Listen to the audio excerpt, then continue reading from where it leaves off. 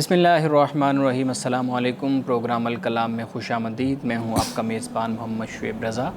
ناظرین کرام، یہ پروگرام جو سٹی نیوز نیٹ ورک اور ادارہ فکر جدید کے اشتراک سے شروع کیا گیا، پہلے حصہ میں ہم قرآن کریم کی کچھ آیات کو سمجھنے کی کوشش کرتے ہیں اور دوسرے حصہ میں اپنے عہد کے نمائندہ سیاسی، سماجی، مذہبی موضوعات پہ پیدا ہونے والے سوالات کے جوابات ایک نئے نقطہ نظر سے جاننے کی کوشش کرتے ہیں۔ حسب سابق ہمارے ساتھ شریک گفتگو ہیں جناب محمد امانت رسول صاحب۔ امانت صاحب، بہت شکریہ آپ کے وقت کا۔ میری معاونت کے لیے موجود ہیں جناب شارق رسول۔ شارق، تھینک یو سو مچ۔ ناظرین کرام، آپ کی سکرین پہ ہمارا واٹس ایپ نمبر آ رہا ہوگا، آپ اپنے سوالات ہمیں بھیج سکتے ہیں، ہم انشاءاللہ آپ کے سوالات کو ضرور ایڈریس کریں گے۔ امانت صاحب، ہم سورۃ الاعراف گفتگو کر رہے تھے اور آیت نمبر 184 اولم یتفکروا، یہ اس پہ ہم نے گفتگو اپنی مکمل کر لی تھی۔ آج آیت نمبر 185 سے ہم نے گفتگو کا آغاز کرنا ہے۔ پلیز اپنی گفتگو کا آغاز۔ بسم اللہ الرحمن الرحیم۔ اولم ینظروا فی ملکوت السماوات والارض وما خلق اللہ من شیء، کیا انہوں نے آسمانوں اور زمین کے نظام پر نظر نہیں کی اور جو کچھ اللہ نے پیدا کیا ہے۔ وَأَنْ عَسَىٰ أَنْ يَكُونَ قَدِ اقْتَرَبَ أَجَلُهُمْ، اور اس بات پر کہ شاید ان کی مدت قریب آ گئی ہو۔ فَبِأَيِّ حَدِيثٍ بَعْدَهُ يُؤْمِنُونَ، بس اس کے بعد وہ کس بات پر ایمان لائیں گے۔ اب یہاں جب پہلے بات ہوئی رسول اللہ صلی اللہ علیہ وسلم کے حوالے سے کہ اللہ نے آپ کو ایک واضح نذیر بنا کر آپ کو بھیجا، یعنی نذیر سے مراد ڈرانے والا بنا کر بھیجا، کیونکہ پیغمبر کی شخصیت کے دو ہی پہلو قرآن پاک بیان کرتا ہے، ایک ہے انذار، ایک ہے تبشیر۔ یعنی پیغمبر ایمان والوں کو، فرما برداری کرنے والوں کو خوشخبری دیتا ہے اور جو نافرمانی کرنے والے ہیں ان کو ڈراتا ہے، انجام سے ان کو خبردار کرتا ہے۔ اب یہاں پہ اللہ پاک ہی فرماتا ہے کہ بھئی کیا ان لوگوں نے آسمانوں اور زمین کی جو بادشاہت ہے خدا کی، کیا اس میں غور نہیں کیا؟ یعنی جو بھی کائنات میں اللہ نے جو شے پیدا کی ہے وہ بے مقصد نہیں پیدا کی، ہر چیز کا مقصد ہے۔ اور انسان کے بارے میں قرآن پاک یہ کہتا ہے کہ کیا یحسب الانسان ان یترک سدی، کیا انسان یہ گمان کرتا ہے اس کو ایسے ہی چھوڑ دیا جائے گا؟ اس کا کوئی مقصد نہیں ہے، اس کی پیدائش کا، تخلیق کا۔ اسی طرح اللہ تعالیٰ نے اس کائنات کو بنایا، پیدا کیا تو فرمایا کہ اس کا بھی مقصد ہے۔ ایک تو اس کائنات کو تم دیکھ لو، اور دوسرا فرمایا کہ قیامت جو ہے وہ بھی قریب آ گئی ہو، یعنی ذرا اس پر بھی غور کرو، دیکھو کہ جیسے ایک کائنات ہے، انسان ہے، یہ فنا ہوتا ہے، ختم ہوتا ہے، اسی طرح یہ کائنات بھی ہے، ایک دن آئے گا کہ جب قیامت برپا کی جائے گی تو پھر اس کے بعد پھر ان کے پاس کوئی بھی ایمان لانے کا کوئی یعنی ایمان لانے کا پھر راستہ کوئی نہیں ہوگا، پھر نہیں لا سکیں گے۔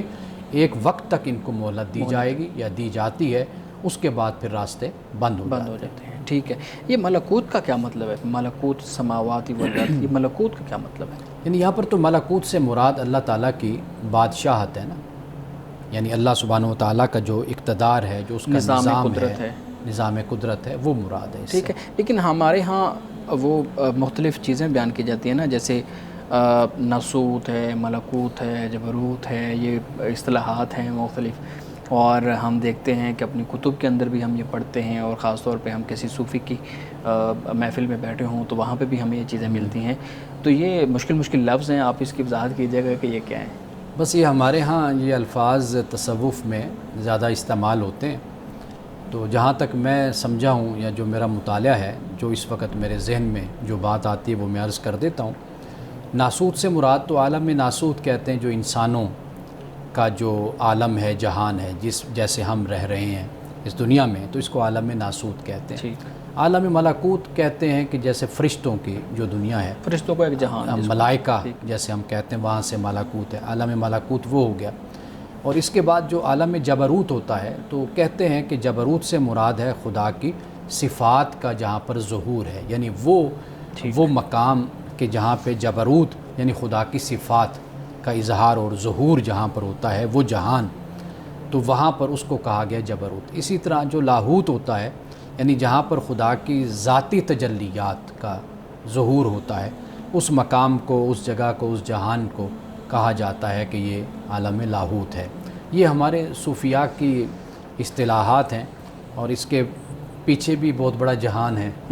یہ تو علیحدہ جہان ہے، اس کے پیچھے پورے تصورات کا، نظریات کا اور تخیلات کا پورا ایک جہان ہمارے صوفیاء نے بسایا ہوا ہے. لیکن قرآن کریم میں تو صرف ملکوت کا لفظ استعمال ہوا ہے نا، یہ تینوں باقی چیزیں تو قرآن مجید میں اللہ سبحانہ و تعالیٰ نے عالمین کا جو لفظ استعمال کیا ہے، قرآن مجید کی جو منشا ہے، جو مقصد ہے، وہ بالکل جدا ہوتی ہے. اگر ہم اس کو سمجھ جائیں تو بات سمجھ کر ایمان میں بھی اضافہ ہوتا ہے اور علم میں بھی اضافہ ہوتا ہے. یعنی جب اللہ پاک یہ فرماتے ہیں رب العالمین، اصل میں جو عالم لفظ ہے نا، عالم، اور ایک لفظ ہوتا ہے عالم. ٹھیک ہے. عالم کا مطلب ہوتا ہے جاننے والا، لام کے نیچے زیر. ہاں ٹھیک ہے. تو عالم کا مطلب ہے جاننے والا. عالم کا مطلب ہوتا ہے جس کے ذریعے سے آپ کسی کو جانیں. ٹھیک ہے. اللہ تعالیٰ فرماتا ہے کہ یہ سب کچھ جو ہے یہ گویا کہ اس کے ذریعے سے تم مجھے جانتے ہو. صحیح. یہ میری تخلیق ہے، میں اس کا خالق ہوں. تو جہانوں کو اللہ سبحانہ و تعالیٰ نے عالمین فرمایا. اب وہ جہان آپ اس معنی میں بھی لے سکتے ہیں کہ جیسے ایک انسانی دنیا ہے، یہ جہان ہے، کائنات ہے، اسی طرح اور بھی سیارے اللہ نے بنائے ہیں، وہ بھی جہان ہیں، یہ مختلف جہان. اس کو اس معنی میں بھی لے سکتے ہیں کہ جیسے انسانوں میں ہی کئی ملک بھی ہیں، کئی علاقے بھی ہیں، کئی خطے بھی ہیں، کئی ٹکڑے بھی ہیں، وہ سارے ہیں. تو اللہ پاک فرماتا ہے کہ تمام تعریف اللہ کے لیے جو تمام جہانوں کا رب ہے. یعنی مطلب یہ ہے کہ یہ جو میں نے بنایا ہے نا، یہ در حقیقت میری ذات ہی کی علامت بنتے ہیں، اس کے ذریعے سے تم مجھے جانتے ہو. تو اس لیے عالم فرمایا. عالم جاننے والا، عالم جس کے ذریعے سے ہم خدا کو جانتے ہیں. اچھا ایک سوال میں جی پلیز. ہم نے اس آیت میں یہ بھی پڑھا ہے کہ اللہ نے پیغمبر کو نذیر مبین بنا کر بھیجا ہے. تو آج کے دور میں جب ہم دیکھتے ہیں انذار کی ذمہ داری، ڈرانے کی ذمہ داری یا تنبیہ کرنے کی ذمہ داری محض علماء تک محدود ہے، خطبہ تک محدود ہے، یا پھر یہ ذمہ داری ہر مسلمان کو ادا کرنی چاہیے اپنے حلقۂ اثر میں؟ قرآن مجید کے مطابق ہر مسلمان، یعنی پیغمبر جب دنیا سے تشریف لے گئے، آپ کے جانے کے بعد صحابہ کی جماعت، پھر صحابہ کے بعد مسلمانوں کی جماعت، یہ ذمہ داری ہے آپ کی، میری، کہ ہم دنیا کو خبردار کریں، بتائیں. لیکن اس سے پہلے جو ہماری ذمہ داری بنتی ہے وہ یہ ہے کہ ہم خود ایک اچھے مسلمان، اپنے آپ کو ایک اچھے انسان بنیں. ہمارا کردار، ہمارا اخلاق خود ایک گواہی ہو، ایک دلیل ہو اس بات پر کہ ہم خدا کو ماننے والے ہیں اور خدا کی بھی ماننے والے ہیں. صحیح. جی مانا صاحب. اب اس کے بعد فرمایا من یضلل اللہ فلا ہادی لہ، کہ جسے اللہ گمراہ کر دیتا ہے تو اسے کوئی راہ دکھانے والا نہیں ہے.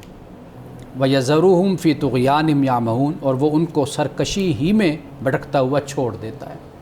اب یہ وہ بات ہے کہ جو پہلے بھی ہم ڈسکس کر چکے تھے. اب یہ سمپل اور سادہ بات ہے کہ آپ یوں سمجھ لیجئے کہ سنت الہیہ کیا ہے. سنت الہیہ وہ یہ ہے کہ جو لوگ صحیح راستے پر چلتے ہیں، حق کے، ہدایت کے طلبگار ہوتے ہیں، ان کو ہدایت ملتی ہے، یہ سنت الہیہ ہے. اور جو گمراہی کے طلبگار ہوتے ہیں، دلالت کے طلبگار ہوتے ہیں، ان کو گمراہی اور دلالت ان کو مل جاتی ہے. تو جب اللہ یہ فرماتا ہے نا کہ جسے اللہ گمراہ کر دیتا ہے تو اس کے لیے ہدایت نہیں ہے، تو مطلب کیا ہے؟ یعنی جو شخص اپنے کردار میں اور اپنے بھٹکنے میں، فسق و فجور میں اس انتہا پہ پہنچ جاتا ہے کہ اب یہ فیصلہ ہو جاتا ہے کہ اس بندے نے اب واپس نہیں آنا، تو لہٰذا اس شخص کے لیے کوئی ہدایت کا راستہ نہیں ہوتا. جیسے رسول اللہ کی حدیث ہے صلی اللہ علیہ وسلم کہ جیسے انسان کا دل ہے، ایک گناہ کرتا ہے تو ایک سیاہ نشان پڑتا ہے، پھر کرتا چلا جاتا ہے، پھر پورا دل یہاں تک کہ سیاہ ہو جاتا ہے، پھر اس کے بعد وہ احساس ندامت، احساس گناہ بھی ختم ہو جاتا ہے. تو یہ وہ حالت ہوتی ہے کہ جہاں پر پھر ہدایت کے دروازے بند ہو جاتے ہیں. اب اس سے آگے فرمایا یسألونک عن الساعۃ ایان مرساہا، کہ آپ سے قیامت کے بارے میں پوچھتے ہیں، سوال کرتے ہیں کہ اس کا وقوع کب ہوگا، قیامت کب واقع ہوگی. یہ قریش کے لوگ سوال کرتے ہیں. جی. ایانہ کا جب لفظ آتا ہے نا تو اس میں ایک لحاظ سے اسے ہم کہتے ہیں کہ استنکار کے لیے، یعنی مطلب یہ ہے کہ استغراب اور استنکار، مراد یہ ہے کہ بھئی سوال تو کرتے ہیں، پوچھتے ہیں، لیکن مقصد ہدایت نہیں ہوتا، مقصد چھیڑ چھاڑ ہے، یعنی کہ تضحیک ہے، مذاق ہے.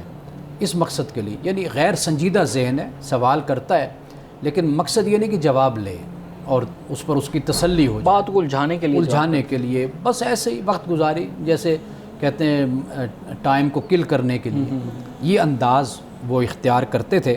تو فرمایا کل آپ کہہ دیجئے انما علمھا عند ربی، کہ اس کا جو علم ہے قیامت کا وہ میرے رب کے پاس ہے، لا یجلیھا لوقتھا الا ہو، اور وہی اس کے وقت پر اس کو ظاہر کر دے گا، جو اس کا وقت ہوگا نا قیامت کا تو اللہ پاک اس کو ظاہر کر دے گا۔ ثقلت فی السماوات والارض، اور فرمایا کہ آسمان اور زمین بھاری ہو رہی، یعنی وہ آسمان اور زمین جو ہے وہ اس پر بھی یہ بھاری ہے، یعنی قیامت، یعنی یہ بھی قیامت کا انتظار کر رہے ہیں اور قیامت آنے والی ہے، اور یہ ان پر بھی یہ بوجھ ہے یہ قیامت کا، اس کی ہیبت کو بیان کیا جائے، ہیبت کہہ لیجئے۔ یہ ایسے ہی ہوتا ہے کہ جیسے ایک مثال بڑی اچھی دی جاتی ہے، خاتون ہے وہ حاملہ ہے، اب واضح بات ہے کہ اس نے بچے کو جنم دینا ہے، اب جب دن جیسے قریب آتے چلے جاتے ہیں تو وہ بوجھ اس پر بڑھ جاتا ہے، ایک تو وہ بوجھ ہو گیا، لیکن اب پیدائش کس وقت ہونی ہے یہ کسی کو نہیں پتہ، کسی وقت بھی پیدائش ہو سکتی ہے۔ تو یہ ایسے ہی صورتحال یہاں پر قرآن پاک بیان کر رہا ہے کہ آسمان اور زمین جو ہیں وہ بھی اسی انتظار میں، وہ اسی انتظار میں ہیں کہ معلوم نہیں کہ کب قیامت آ جائے۔ صحیح، لیکن ہمارے صاحب بہت سی روایات ہیں اس بارے میں۔ اچھا، اگر ایک ٹکڑا میں آگے پڑھ لوں، پورا کر لیں۔ فرمایا لا تاتیکم الا بغتہ، کہ جب وہ آئے گی نا تو وہ اچانک آئے گی، بغتہ، فوراً آئے گی۔ یسألونک کأنک حفی عنہا، یہ آپ سے ایسے پوچھتے ہیں کہ جیسے آپ اس کی کھوج میں یا اس کی تحقیق یعنی میں، قیامت کی کھوج میں، ہاں تحقیق میں، یعنی اس سے یہ معلوم ہوتا ہے کہ پیغمبر کوئی اس طریقے سے کھوج میں نہیں ہوتا کہ بھئی وہ یہ معلوم کرتا پھرے، ڈھونڈتا پھرے، تجسس رکھتا ہو کہ بھئی قیامت کب آئے گی، وہ در حقیقت اس کی تیاری میں ہوتا ہے۔ یہ تیاری میں اور کھوج میں ہونا، ان دونوں چیزوں میں بڑا فرق ہے۔ ہم اکثر سوالات کسی چیز کے بارے میں کرتے ہیں، لیکن اصل جو کام ہے وہ ہے تیاری کا، کہ آپ اپنے آپ کو تیار کریں اس بڑے واقعے کے لیے، اس بڑے حادثے کے لیے۔ اب آخر میں فرمایا قل انما علمھا عند اللہ، اے نبی آپ کہہ دیجئے کہ اس قیامت کا علم اللہ کے پاس ہے، ولکن اکثر الناس لا یعلمون، لیکن اکثر لوگ نہیں جانتے، یعنی اس بات پر یقین اور ایمان اور اس کا علم نہیں رکھتے کہ بھئی یہ ہے خدا کے پاس، ہم کیوں اس پر بحث کریں اور کیوں اس کے تجسس میں ہم جائیں، اور علم جب خدا کے پاس ہے تو خدا کے بہت سی روایات بھی تو ہمیں ملتی ہیں نا کہ جن میں یہ کہا گیا ہے، جن میں اس آپ کہہ لیں کہ قیامت کی نشانیوں کو بیان کیا گیا ہے۔ اب قرآن کریم کا جو طریقہ استدلال ہے، یا قرآن کریم جس طریقے سے پیغام ہم تک پہنچا رہا ہے، جو بات کر رہا ہے وہ، اور پھر جتنی بھی روایات ہمارے سامنے موجود ہیں، ان کی پھر روایات کی کیا حیثیت ہو جاتی ہے کہ قرآن تو یہ کہہ رہا ہے کہ اس کا علم کسی کے پاس نہیں ہے، وہ اچانک آنے والی ہے، لیکن ہم بہت سی روایات دیکھتے ہیں جس میں بہت سی نشانیاں بیان کی گئی ہیں، تو پھر ان روایات کی کیا حیثیت ہے؟ کوئی تضاد نہیں ہے دونوں میں، ایک ہے قیامت کا علم اور یقین کے ساتھ اس کا وقت معلوم ہونا، ایک ہے نشانیاں بتا دینا۔ اب وہ نشانیاں رسول اللہ صلی اللہ علیہ وسلم نے بتائی ہیں قیامت کی، اب کب آنا ہے قیامت نے اس کے بعد یہ کسی کے علم میں نہیں ہے۔ ان اچھا، ان نشانیوں کے بعد کب آنا ہے، کب آنے وہ اللہ کے علم میں، یعنی اللہ کا جو ایک دن ہے وہ ہزاروں سالوں پر وہ محیط ہے، اللہ جانتا ہے کہ کب قیامت نے آنا ہے۔ اگر یہ بات ہوتی نا کہ یہ فرما دیا جاتا کہ بھئی اللہ جیسے قرآن مجید میں فرماتا ہے کہ اس کا علم ان اللہ عندہ علم الساعہ، کہ قیامت کا علم اللہ کے پاس ہے۔ ہاں، اگر حدیثوں میں یہ بتایا جاتا نا کہ جی فلاں صدی میں فلاں دن فلاں وقت قیامت آئے گی، تو پھر آپ کہتے کہ جی یہ تضاد کیوں ہے کہ روایات میں یہ پایا جاتا ہے۔ روایات میں تو یہ نہیں بیان، روایات میں تو نشانیاں بیان کی گئی ہے، اور یہ اچھی بات ہے کہ نشانیوں کے ذریعے سے انسان خبردار ہو جاتا ہے اور اپنے آپ کو تیار کرتا ہے کہ ممکن ہے قیامت آنے والی ہو، تو میں جب قیامت آئے تو میں اس حالت میں نہ ہوں کہ میں رب کا نافرمان بندہ ہوں، میں بلکہ اللہ کا فرمانبردار بندہ بن کر زندگی گزاروں۔ صحیح۔ میں ایک سوال کرنا چاہوں، آپ نے نشانیوں کی بات کی، تو کائنات میں بے شمار نشانیاں موجود ہیں جن کو سمجھ کر ہم اللہ تعالیٰ کی تخلیق کو سمجھ سکتے ہیں، اللہ کو سمجھ سکتے ہیں، لیکن ہمارے ہاں پھر بھی آج سائنسی دور میں تحقیقات کی جاتی ہیں کائنات کے حوالے سے، لیکن اس کے باوجود ہم اللہ کی نشانیوں کو سمجھنے سے گریزاں ہیں۔ تو کیا وجہ ہے کہ ہم اللہ کی نشانیوں کو سمجھنے کا دل کھو چکے ہیں؟ دیکھیے انسانوں میں مختلف مزاج اور طبیعت کے لوگ ہوتے ہیں. ایسا نہیں ہے کہ جو کائنات میں غور و فکر کرتے ہیں ان کو ایمان نصیب نہیں ہوتا. ہمارے پاس ایک لمبی لسٹ ہے ایسے سائنسدانوں کی, ایسے فلاسفرز کی اور اس کائنات میں غور و فکر کرنے والوں کی کہ جنہوں نے خدا کو مانا اور خدا پر ایمان لائے. بلکہ میں تو یہاں تک یہ بات کہتا ہوں, اور یہ بات میں پوری تحقیق سے کہہ رہا ہوں آپ کو, علی وجہ البصیرت کہہ رہا ہوں, کہ جن سائنسدانوں کو ہم ایتھیسٹ کہتے ہیں وہ ایتھیسٹ بھی نہیں ہیں. یعنی وہ لوگ کہ جو ایگنوسٹک ہوتے ہیں, جو کہتے ہیں لا ادریت کے مقام پر جو ہوتے ہیں, ہم ان کو بھی ایتھیسٹ کے کھاتے میں ڈال دیتے ہیں. جبکہ بہت سے ایسے میں نے سائنسدانوں کو دیکھا ہے اور پڑھا ہے, وہ ان کو گوگل میں یہ لکھا گیا ایتھیسٹ, انہوں نے اس پر اعتراض کیا. انہوں نے کہا ہم ابھی تحقیق میں ہیں, ابھی ہم جستجو میں ہیں, ہمیں یہ کیوں لکھا جاتا ہے کہ ہم ایتھیسٹ ہیں. یہ خود یعنی سائنسدانوں کے. تو لہٰذا یہ جو ہے کہ لوگ ایمان کی طرف نہیں متوجہ ہوتے, گریزہ نہیں ہوتے. دیکھیے اللہ تعالیٰ نے سب کو عقل دی ہے, سب کو شعور بھی دیا ہے. ہم قرآن مجید کی روشنی میں اس کو پڑھ کر بھی آئے ہیں. سورۃ الاعراف شروع سے ہم نے پڑھی تو یہ سارے حقائق ہم پڑھ کر آئے ہیں. یہ توفیق کی بات ہے, جو طلب کرتا ہے ہدایت کو, جو چاہتا ہے تو اللہ تعالیٰ پھر اس کو یہ توفیق بھی عطا کرتا ہے کہ اس کو ہدایت نصیب ہوتی ہے.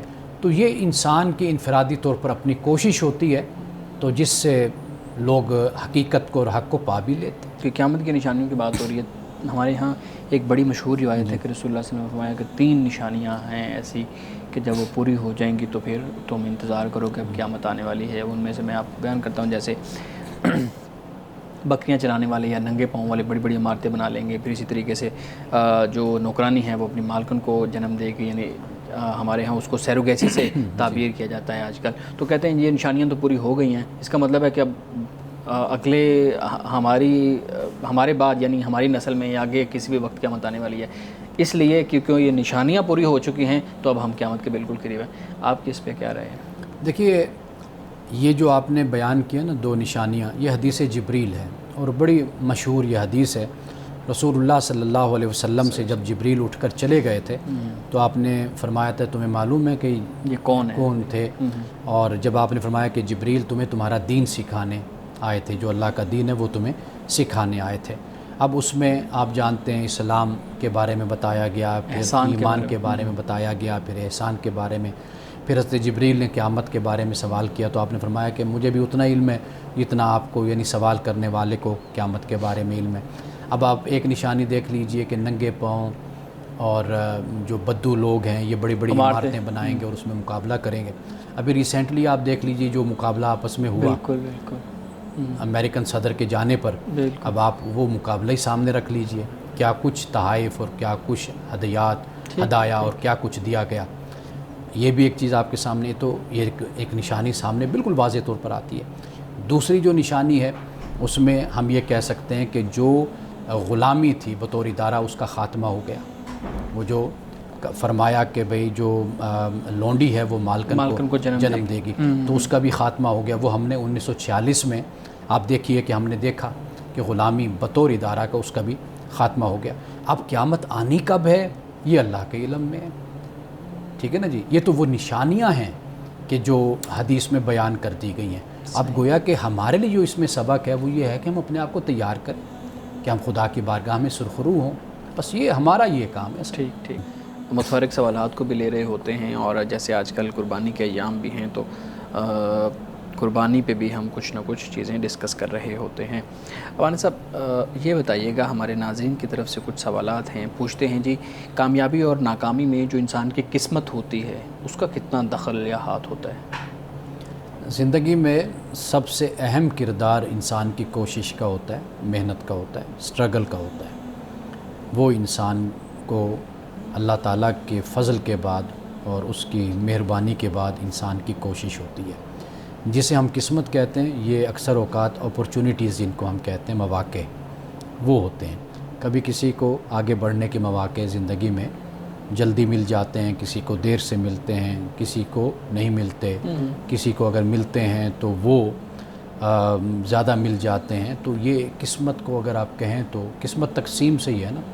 تو اپرچونیٹیز جو مواقع ہیں در حقیقت وہ انسان کو ملتے ہیں. لیکن فرسٹ ڈیزرو دین ڈیزائر، ہمیشہ یہ بات کہی جاتی ہے کہ پہلے اپنے آپ کو مستحق ثابت کرو، پھر اس کے بعد تم خواہش کرو. لیکن میرا ذاتی تجربہ مشاہدہ یہی ہے کہ اگر انسان یکسوئی کے ساتھ، یک رخی کے ساتھ اگر اپنے اسٹرگل کو، اپنی کوشش کو، محنت کو جاری رکھے تو اللہ تعالیٰ انسان کو ضرور نوازتا ہے، اس دنیا میں بھی اور آخرت میں تو یقینی طور پر. صحیح.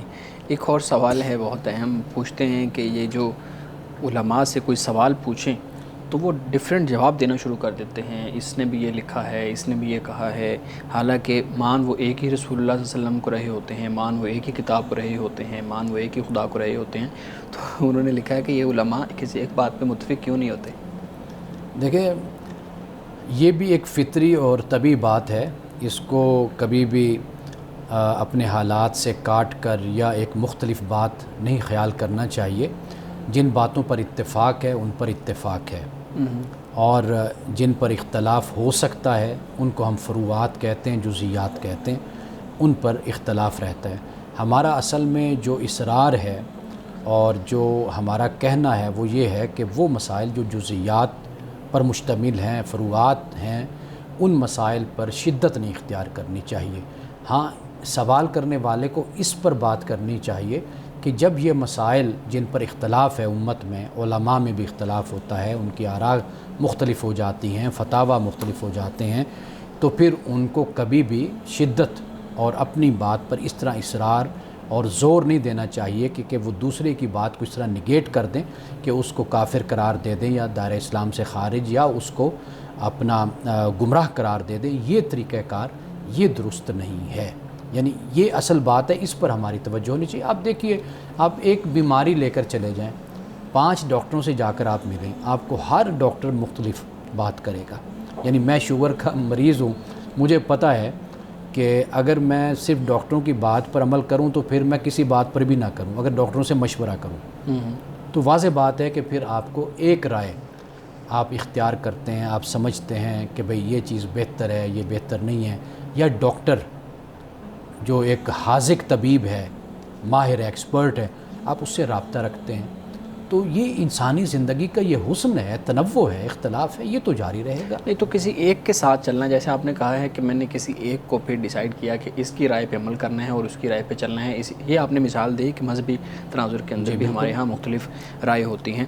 تو ہمارے ہاں جیسے فقہی اسکول آف تھاٹ ہیں مختلف، ایک شخص اس بات پہ فوکس نہیں کرتا کہ کسی ایک کو مانے اور ایک کو سمجھے، بلکہ وہ کہتا ہے یار بس مجھے ٹھیک ہے، سب ہی ٹھیک ہے، اور میں کبھی اس کے مطابق اپنی اس امام کی رائے کے مطابق عمل کر لیتا ہوں، کبھی اس کی رائے کے مطابق عمل کر لیتا ہوں، کبھی اس کی رائے کے مطابق عمل کر لیتا ہوں. جبکہ ہمارے ہاں علماء کہتے ہیں کہ جب تک آپ اتھینٹک سورسز سے اور اچھے طریقے سے دلائل کے ساتھ چیزوں کو ازبر نہ کر لیں اور سمجھ نہ لیں، اس وقت تک اگر کسی دوسرے کی رائے پہ عمل کریں گے تو پھر ٹھیک نہیں ہوگا. دیکھیے، یہ جو ایک فقہ کو اختیار کرنے کا جو کلچر یا رواج بنا، وہ صرف اس بنیاد پر بنا تھا کہ یہی فقہ جو تھی یہ اس وقت ملک کا قانون تھا، ریاست کا قانون بنا. ریاست نے اس کو بطور قانون کے اس لیے اختیار کیا کہ تاکہ سوسائٹی میں ہم آہنگی رہے، یک رنگی رہے سوسائٹی میں. صحیح.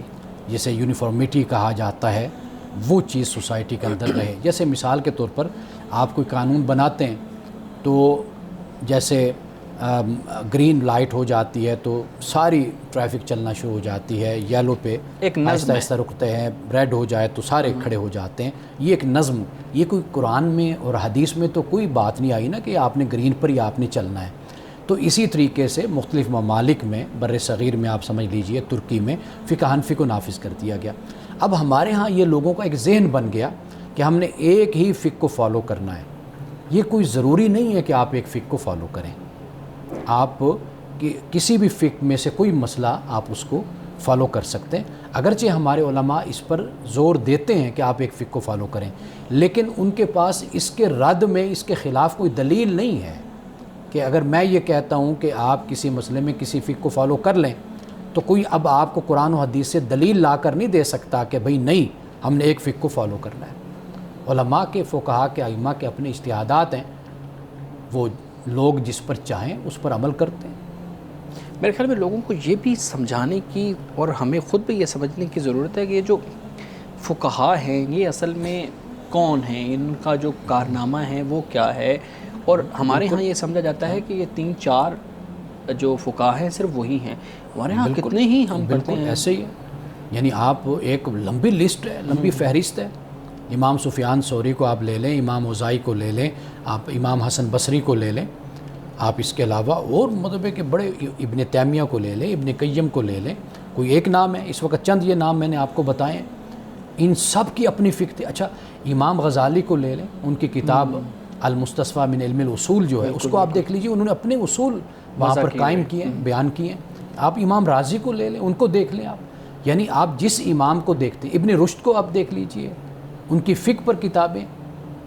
اب یہ وہ شخصیات ہیں کہ ہم ایک شخصیت کسی حوالے سے مشہور زیادہ ہو گئی، کوئی فلسفے میں مشہور ہو گیا، لیکن یہ بڑی ملٹی ڈائمینشنل یہ پرسنالٹیز تھی. یعنی صرف ایک شعبہ اور ایک فن اور ایک علم نہیں تھا، یہ بہت سے شعبوں اور علوم کے یہ ماہر لوگ تھے. انہوں نے اپنے اصول بنائے، انہوں نے اجتہادات کیے، انہوں نے مسائل وضع کیے. یعنی میں آپ کو اس وقت نہیں بتا سکتا، وقت کم ہے، ورنہ میں آپ کو یہ بتاؤں کہ زکوٰۃ کے مسئلے میں کتنا ہمارے علماء میں آپس میں اختلاف ہے.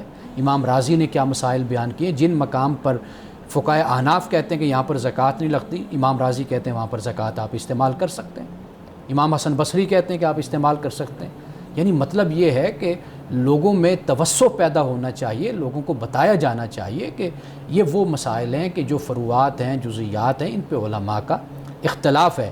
اور اگر ہارمنی پیدا کی گئی تو وہ اس وقت ریاست کی ایک حکمت تھی کہ اس کو قانون بنا دیا جائے تاکہ لوگ اس کے تحت زندگی گزارے اور اس کے مطابق ان کے فیصلے. یعنی یہ ایسے ہی ہے جیسے ایک ڈاکٹر ہے، وہ اپنی رائے کے مطابق بیماری کو سمجھ کے سوچ کے ایک دوائی سجیسٹ کرتا ہے، پھر دوسرا کہتا ہے کہ نہیں میری رائے کے مطابق یا میرے انوائرمنٹ کے مطابق دوسری دوائی ہونی چاہیے، تیسرا کہتا ہے تیسری ہونی چاہیے. اس طرح سے یہ ہے. بالکل ایسے ہی. بالکل صحیح ہے. جی ہم دیکھتے ہیں آج کل جو نوجوان ہیں جب وہ بچے ہوتے ہیں تو ماں باپ کی مرضی مانتے ہیں، ماں باپ کے حکم کے مطابق چلتے ہیں کیونکہ ان کا تجربہ بھی نہیں ہوتا. لیکن جب بچے بڑے ہو جاتے ہیں تو ایک کانفلکٹ دیکھنے کو ملتا ہے ماں باپ اور بچوں کے درمیان. ماں باپ یہ سمجھتے ہیں کہ ہمیں کیونکہ زیادہ تجربہ ہے زندگی کا تو ہم اپنے بچے کی بھلائی اس سے بہتر جانتے ہیں. بچے کا موقف جو نوجوان ہوتا ہے وہ یہ ہے کہ ہم جو ہیں ہمیں اپنی مرضی کرنی ہے، ہم اب بالغ ہو چکے ہیں. تو ایسی صورت میں کیا کیا جانا چاہیے؟ بچے ماں باپ کی مرضی کو تسلیم کریں یا پھر اپنی مرضی کریں؟ دیکھیے جو والدین ہیں ان کو اپنی مرضی بچوں پر امپوز نہیں کرنی چاہیے، یہ بنیادی بات ہے. یعنی جو جبری رویہ ہوتا ہے والدین کا وہ نہیں ہونا چاہیے. حکمت کے ساتھ، جیسے آپ نے کہا کہ اولاد جب جوان ہو جاتی ہے، بالغ ہے، تو پھر حکمت کا انداز ہوتا ہے. یعنی حکمت یہ ہوتی ہے کہ بچوں میں کسی طرح کی بغاوت نہ پیدا ہو، دوری نہ پیدا ہو.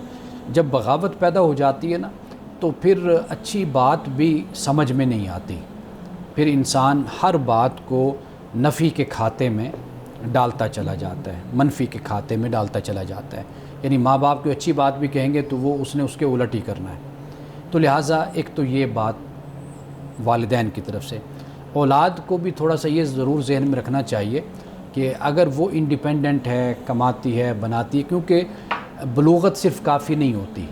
یعنی کوئی یہ خیال کرے نا کہ اب میں بالغ ہو گیا ہوں تو لہٰذا ماں باپ کی میں مرضی سے یا ان کی باتوں سے یا ان کے طریقے سے میں اب آزاد ہو گیا ہوں.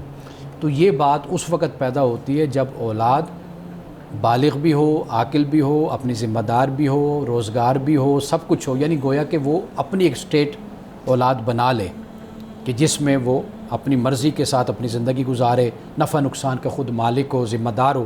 تو وہاں پر پھر معاملہ ٹھیک ہے کہ اولاد اس پہلو پر اگر دیکھتی ہے. تو اگر اولاد فی الحال اگر ماں باپ کے سرپرستی میں ہے، ان کے ماتحت ہے، ان کے ساتھ ہے اور باپ کا روزگار، باپ ہی معاملات کو لے کر چلنے والا ہے، تو وہاں پر اولاد کو بھی دانش سے کام لیتے ہوئے، معاملہ فہمی کے ساتھ چلتے ہوئے ماں باپ کی بھی بات کو سنیں، جو فائدے میں ہے، جو نفع میں ہے اس بات پر غور بھی کرے.